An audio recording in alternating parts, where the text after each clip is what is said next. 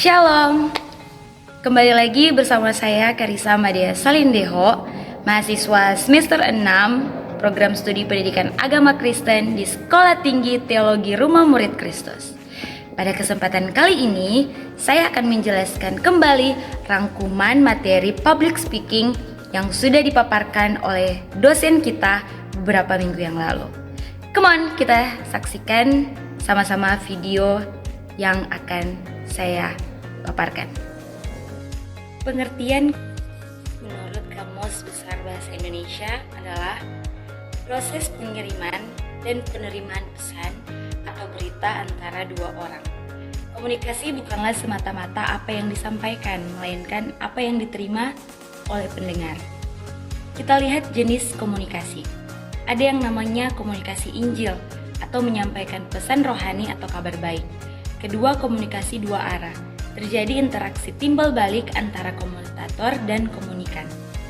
Tantangan-tantangan di dalam public speaking. Yang pertama, tantangan dari dalam diri sendiri, seperti rasa gugup atau kurang percaya diri.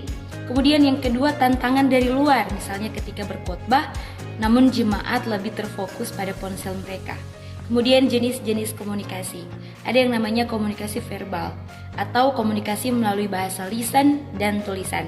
Kemudian yang kedua, komunikasi nonverbal, komunikasi melalui ekspresi wajah, gerakan tubuh, dan intonasi suara. Komunikasi yang efektif merupakan gabungan dari komunikasi verbal dan nonverbal. Kemudian pentingnya materi dalam public speaking. Materi atau kesiapan materi sangat menentukan keberhasilan sebuah presentasi. Nah, kita akan lihat nih, tips mempersiapkan materi yang baik.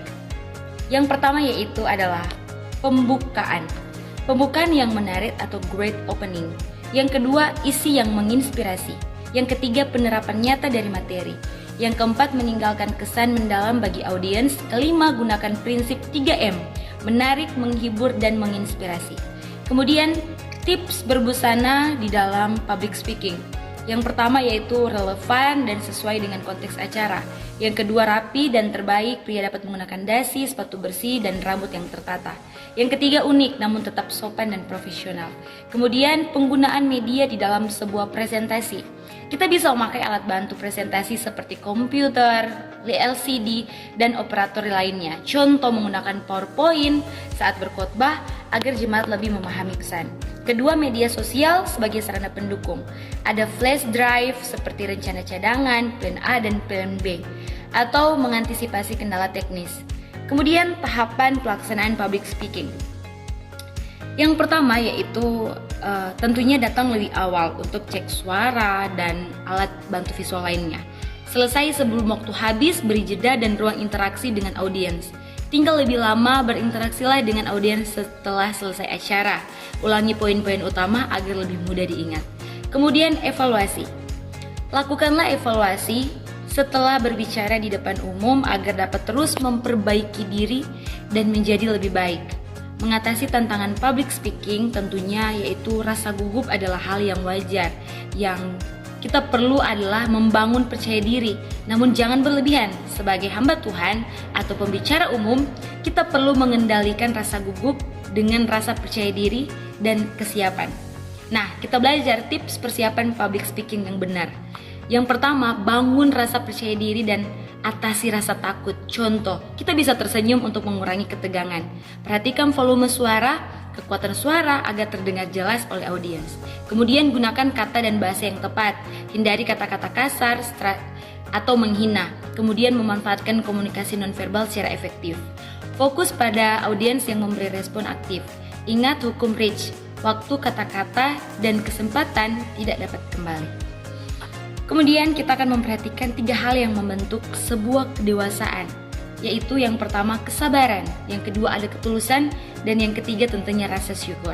Kedewasaan tidak ditentukan oleh usia, melainkan oleh pola pikir dan tindakan. Hal-hal yang membuat kita berharga, yang pertama yaitu komitmen, dan yang kedua kerendahan hati, dan yang ketiga kejujuran. Ketiga hal ini membuat seseorang akan dihargai dan dipercayai di tengah era yang semakin langka dengan nilai-nilai tersebut. Kemudian, hal yang menarik perhatian audiens. Dalam era digital, audiens mudah terdistraksi oleh media sosial. Maka penting untuk menarik perhatian sejak dari awal, misalnya melalui senyuman atau pembukaan yang kuat dan menarik. Kita harus tahu tujuan dari public speaking, yaitu materi yang disampaikan dapat dibawa pulang oleh audiens. Artinya di sini materi harus jelas dan terarah, tidak keluar dari tema adalah jangkar, perhatikan judul fokus, waktu pengulangan dan penekanan, intonasi tempo, kemudian gunakan alat bantu visual seperti gambar, video, atau lagu.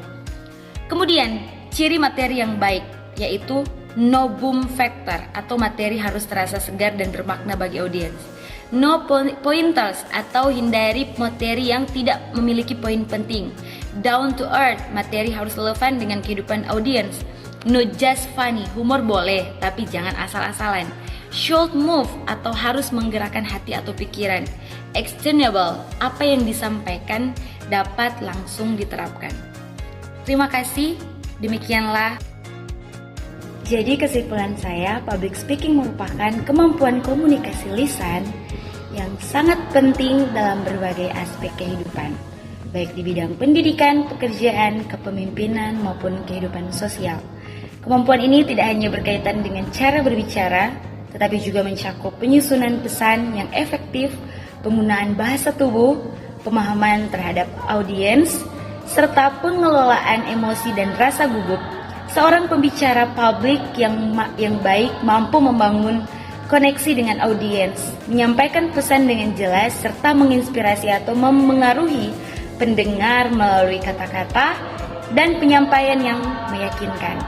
Public speaking tidak datang secara alami bagi semua orang, tetapi merupakan keterampilan yang dapat dipelajari dan dikembangkan melalui latihan yang rutin, evaluasi, dan pengalaman. Seiring dengan perkembangan zaman dan teknologi, bentuk dan media public speaking pun berkembang, mulai dari pidato konvensional di depan panggung hingga presentasi daring melalui platform digital. Oleh karena itu, kemampuan beradaptasi terhadap konteks dan penggunaan media komunikasi juga menjadi bagian yang sangat penting dalam public speaking yang modern. Keseluruhan, public speaking bukan hanya sekedar berbicara di depan banyak orang atau berbicara di depan umum, melainkan merupakan sebuah seni menyampaikan gagasan dengan pengaruh yang kuat dan berdampak. Meningkatkan kemampuan ini dapat membantu seseorang untuk mencapai tujuan personal maupun profesional, kemudian memperluas jaringan sosial, serta membangun kredibilitas dan kepemimpinan yang solid di mata publik. Puji Tuhan, demikian penjelasan saya dari rangkuman materi public speaking yang sudah disampaikan oleh dosen dan kesimpulan saya tentang public speaking. Tuhan Yesus memberkati kita semua. Shalom.